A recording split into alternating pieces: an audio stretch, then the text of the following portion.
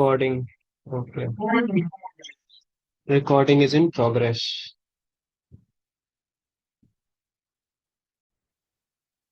चलिए फिर इसको मैं यहाँ पे डॉक्यूमेंट से ही पढ़ाता हूँ आपको, क्योंकि वो ज़्यादा अच्छा रहेगा, क्योंकि यही सारी चीज़ें आपके एग्जाम्स में आएंगी। ओके। हाँ। तो जैसे कि मैंने आर्यन को तो बता दिया था साउंड्स एंड राइटिंग सिंबल्स में, double A I, double I U, double U O और ए यू के बारे में। तो आवाज़ आ रही है? Am audible? Yes. Okay. Participate. Tanmay, Tanmay, Yes, sir. Yes, yes, sir. आवाज आ रही है? Yes, yes, sir. हाँ तो ठीक है। और ये आपको डॉक्यूमेंट्स दिख रहा है जो मैंने अभी शेयर किया है? ये एक ब्लैक ब्लैक स्क्रीन में आ रहा है, मतलब पीछे तो कॉपी दिख रही है बट एक ब्लैक स्क्रीन में आ रहा है। क्या हुआ? पीछे तो कॉपी दिख रही है बट एक ब्लैक स्क्रीन में आ रहा है। ब्लैक स्क्रीन पे आ रहा है? हाँ हाँ। सही नहीं दिख रहा है? अब सही हो गया, अब सही हो गया। अब सही हो गया ना? अच्छा अच्छा, ओके। तो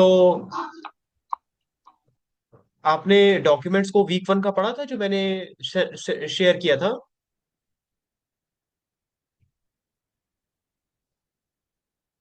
हेलो। अ, नहीं नहीं सर, मैं नहीं देख पाया था। अच्छा कोई बात नहीं, फिर मैं यहीं से स्टार्ट करता हूँ।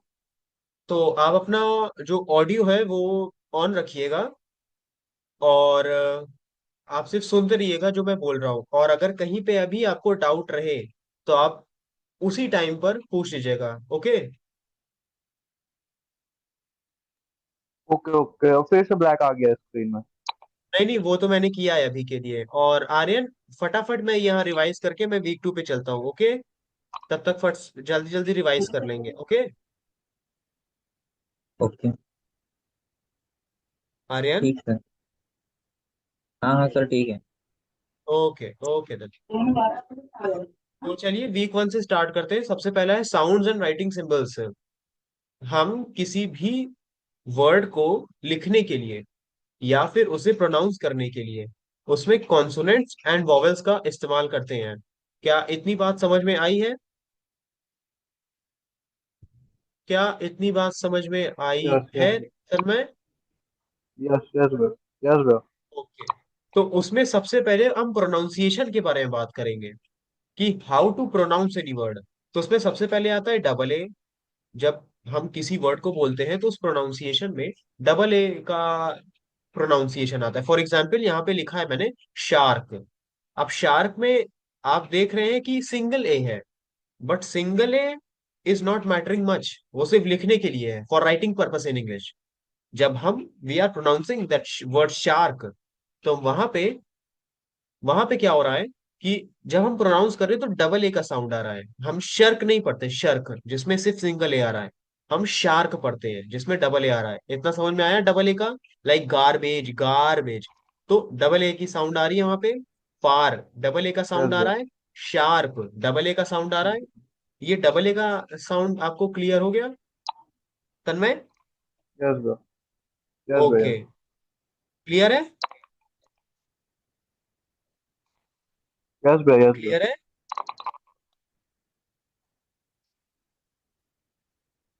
क्लियर है? हाँ हाँ हाँ, क्लियर है। सो अब इसमें मैंने छोटा सा लिखा है फादर। अब फदर नहीं पढ़ते हम लोग, फदर की स्पेलिंग वो डिफरेंट है, FURTHER, फदर हो जाएगा वो। और वो फदर दूर के लिए होता है कि I can not look further than this, तो इससे ज्यादा दूर मैं नहीं देख सकता, वो डिफरेंट चीज है। यहाँ पे हम बात करें फादर की।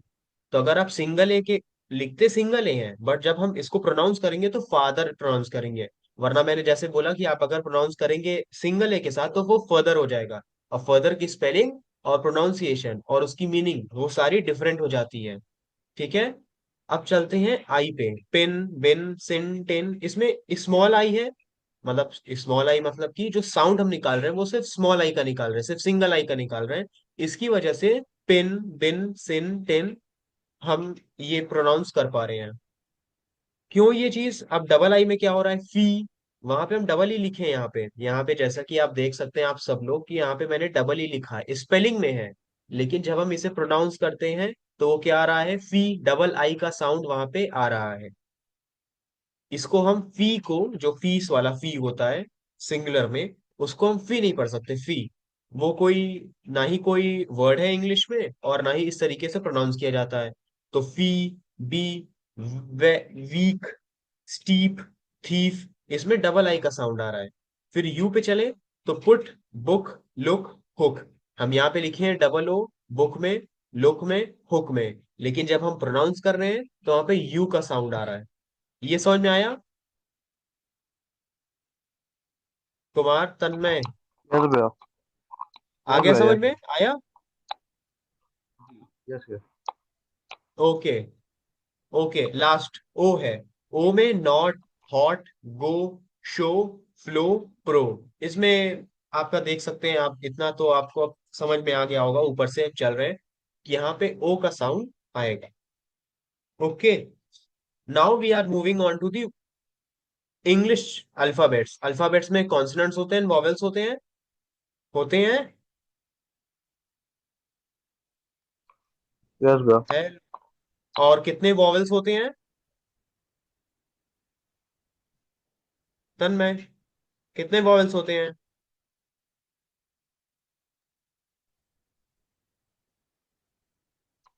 20, तन्मय, 5 5 5। 5। कौन कौन से, कौन कौन से?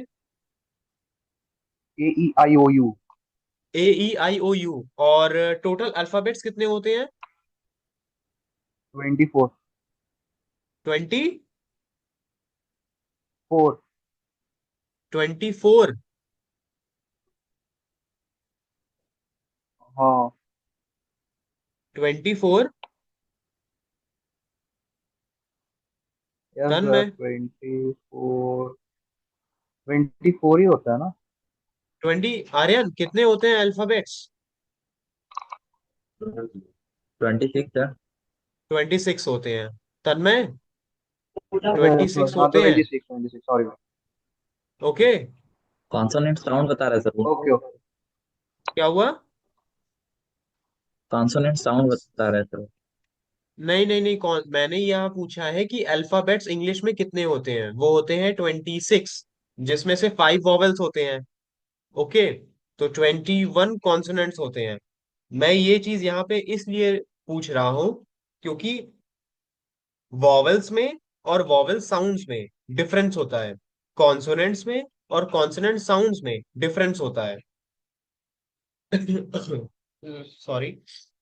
अब बात करें वॉवेल साउंड्स की, तो वॉवेल्स, एक सेकेंड।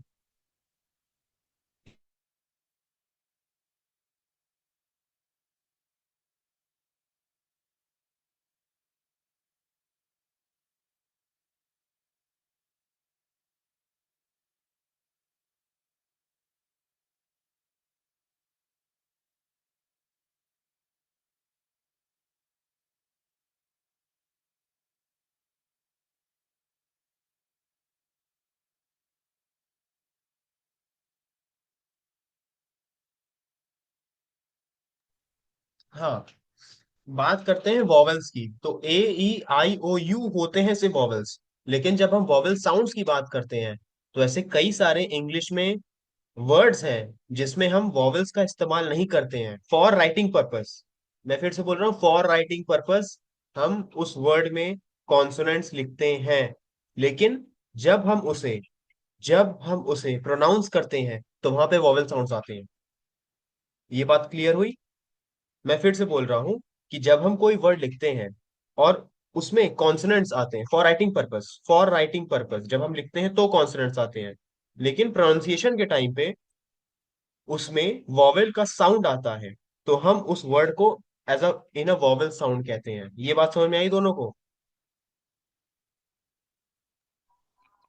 यस भैया। आ गई? आ गई? Yes sir. हाँ सर। आई? समझ में आ गई? यस भैया, ओके, यस थम्स भैया। अप है। आगे। Okay okay. ओके, अब दूसरे पे चलते हैं, कॉन्सोनेंट साउंड्स। तो अब वॉवेल साउंड की डेफिनेशन पढ़ लें। When there is a little or no obstruction in the oral cavity for the flow of air, that is the flow of exhaling air, we get vowel sound.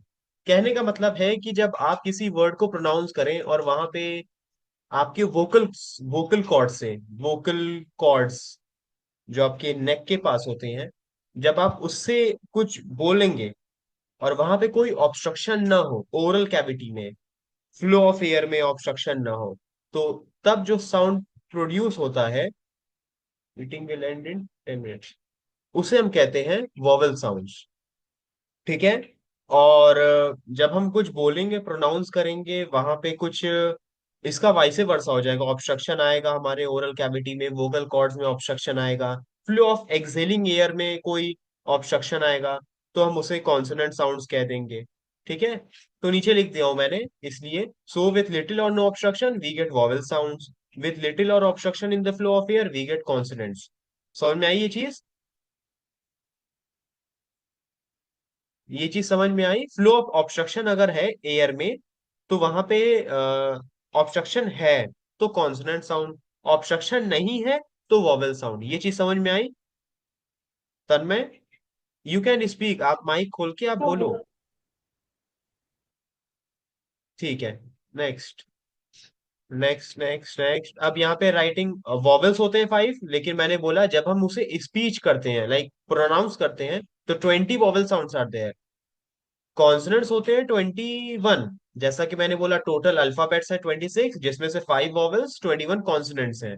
But जब हम किसी चीज को pronounce करेंगे, तो vowels में 20 sounds आएंगे, 20 total 20, और कॉन्सोनेंट्स में 24। सो टोटल इंग्लिश में अल्फाबेट्स होते हैं 26, और अल्फाबेट साउंड्स, जो अल्फाबेट साउंड्स हैं, vowel sound plus consonant sound, वो है 44। ये चीजें मैथमेटिक्स वाली है, इसको आप एज अ डेटा याद रखिएगा। वैसे कभी अभी तक एग्जामिनेशन में आया नहीं है, बट फिर भी याद रखिएगा इसे। फिर ये आर्टिकुलेशन ऑफ साउंड, जैसे कि मैं पिछली बार जब क्लास ले रहा था, तो आर्यन ने बोला था शायद कि ये बायोलॉजी कहाँ से आ गई, तो मैंने ये आपके लिए यहाँ पे इसलिए छोड़ दिया है कि आप इसे देखें और आपको समझ में आए कि ओरल कैविटी, नेजल कैविटी और टंग, टंग ब्लेड, इसका क्या रोल होता है जब आप किसी वर्ड को प्रोनाउंस करते हैं। ओके। तो जब किसी वर्ड को प्रोनाउंस करते हैं, तो यहाँ पे आर्टिकुलेटर्स में, यानी डेंटल साउंड किस तरीके से निकलता है, वेलर साउंड, ये किस तरीके से साउंड्स निकलते हैं, ये हम आगे आने वाले वीक में पढ़ने वाले हैं। डेंटल साउंड क्या होते हैं, पैलेटल साउंड्स क्या होते हैं, इसमें से कई सारे आपके सिलेबस में अभी हैं, कई सारे पहले थे। तो बस ये मैंने अभी एज अ रेफरेंस डाल दिया है, इसको आप एक बार देख लीजिएगा कि कौन कौन से आपके बॉडी ऑर्गन्स हैं, आपके वोकल कॉर्ड से लेके आपके माउथ तक, जो कि हेल्प करते हैं किसी भी साउंड को प्रोड्यूस करने में। ओके। अब यहाँ पे मैंने इसलिए इस पेज को डाला है क्योंकि यहाँ पे थीटा में थ का साउंड आ रहा है, तो यहाँ पे मैंने इंग्लिश को हिंदी से जोड़ा है, ताकि प्रोनाउंसिएशन में जब हम इंग्लिश को बोलते हैं, एक इंग्लिश वर्ड को प्रोनाउंस करते हैं, वहां पे एक हिंदी का भी एक वर्ड जो है वो मिलता है। ये समझ में आ रहा है? जैसे थीटा में थ आ रहा है समझ में, तब में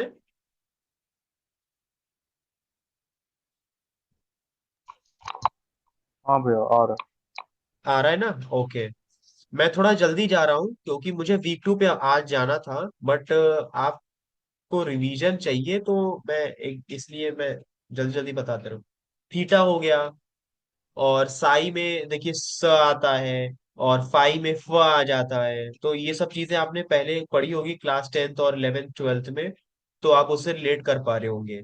जब आप किसी से बोलते हैं श मतलब शट अप या शांत रहो, तो उसमें एस एच का साउंड आता है। अब 4 स्किल्स, जैसे कि आप सबको पता है कि जो टोफिल के एग्जाम होते हैं, इंटरनेशनल इंग्लिश एग्जाम्स होते हैं, उसमें लिसनिंग, स्पीकिंग, रीडिंग, राइटिंग आती है। और यहाँ पे अभी तक हमने जो double A, double I, U, double O ये सब पढ़ा था, वो एज अ स्पीकिंग पर्पस था। और रीडिंग पर्पस में जो अभी मैं यहाँ पे आपको पढ़ के बता रहा हूँ, ये है रीडिंग। जो आप लोग सुन रहे हैं वो है लिसनिंग, और जब मैंने इस चीज को, जिसने भी लिखा है, वो है राइटिंग। तो इंग्लिश में ये चार चीजें बहुत इंपॉर्टेंट रोल प्ले करती हैं फॉर बेटरमेंट ऑफ इंग्लिश। ठीक है, तो यहाँ पे लिखा है why is listening important. Listening important है ताकि लिसनिंग लीड्स टू थिंकिंग, आप अच्छे से सुनेंगे तभी आप अच्छे से सोच पाएंगे। And thinking leads to decision making. ये मैंने इसीलिए हाईलाइट किया है क्योंकि ये चीजें इस पूरे पैराग्राफ में इंपॉर्टेंट थी। Thinking leads to decision making. जब आप अच्छे से सुनेंगे नहीं तो सोच नहीं पाएंगे, जब सोच नहीं पाएंगे तो आप डिसीजन नहीं ले पाएंगे। ये बात समझ में आई? Hello yes yes bro. Aryan, यहां से हम लोग को स्टार्ट करना था शायद।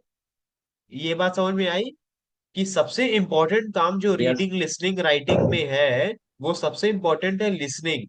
क्योंकि लिसनिंग की वजह से हम थिंक कर पाएंगे, कुछ सोच पाएंगे। And thinking leads to decision making. बाकी की चीजें जो है आप यहाँ पे पढ़िएगा, क्योंकि मुझे आगे बढ़ना है। फिर listening the first language skill, जैसा कि मैंने बताया कि most student come to school armed with only one way to learn, और वो है लिसनिंग। सबसे पहले लोग किस तरीके सीखते हैं? सुन के। जब आपको कोई चीज बोली जाएगी तो आप उसे सुनेंगे, फिर आप उसे करेंगे। तो इसीलिए यहाँ पे लिखा गया है कि listening is the most important and the foremost skill. Foremost का मतलब हो गया सबसे पहली स्किल जो इंग्लिश में आपको सिखाई जाती है या हिंदी में भी आपको सिखाई जाती है, वो है लिसनिंग। क्योंकि फिर से मैं ऊपर जाके बताता हूँ, लिसनिंग लीड टू थिंकिंग। जब तक आप सोच नहीं पाएंगे तब तक आप कोई काम को कर नहीं पाएंगे। और सोचने के लिए लिसनिंग, सुनने की जरूरत है। फिर we listen for comprehension, acquisition. Acquisition में क्या है? When we say listening for, it means listening will provide us inputs. जैसे एक कंप्यूटर है, आप उसमें इनपुट डालेंगे आउटपुट आएगा। तो उसी तरीके से लिसनिंग में भी है, आपको कोई कुछ output in the form of speaking बोलेगा, और आप in the form of output उस चीज को लेंगे in the form of listening. फिर आप उससे कोई डिसीजन मेकिंग और इनपुट जो है प्रोवाइड कर सकते हैं। तो ये समझ में आया कि listening is a form of an output, sorry input. आया ये समझ में? लिसनिंग जो है एक तरीके का इनपुट है जो आपने लाइक माइंड को दे रहे हैं। ये समझ में आया Aryan, Tanmay? Yes sir. Okay, तो ये क्रिस्टल क्लियर होगा ये। आगे चलते हैं। फिर अक्विजिशन में यही था कि यहाँ पे इनपुट और आउटपुट के बारे में बताया जा रहा था। अक्विजिशन में ये किसी चीज को किस तरीके से अक्वायर किया जाए, किस तरह इनपुट लिया जाएगा। तो अपने माइंड को इनपुट देने का एक ही तरीका है, वो है लिसनिंग। पहले आप किसी सामने वाले का, लाइक सामने वाले को आपसे कोई काम करवाना है, तो आप अपने माइंड को इनपुट किस तरीके से देंगे? जब वो बोलेगा तो आप सुनेंगे, और जब आप सुनेंगे तो आपका माइंड वो चीज कैप्चर करेगा। तो कैप्चर कब किया? जब आपने सुना। तो listening is a form of N input for your mind.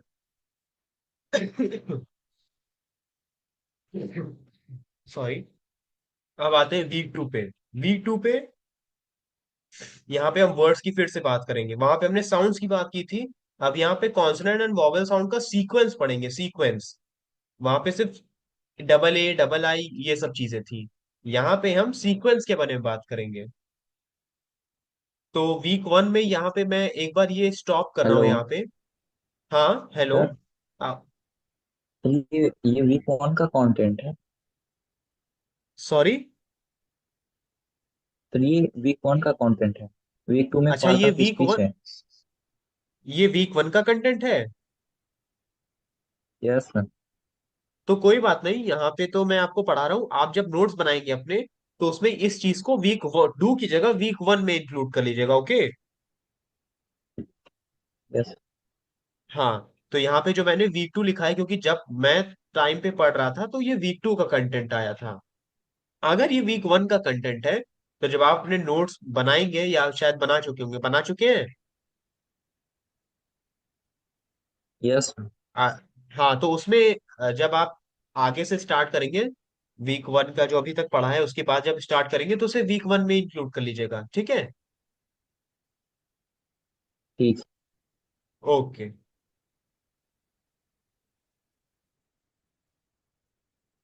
एक सेकेंड।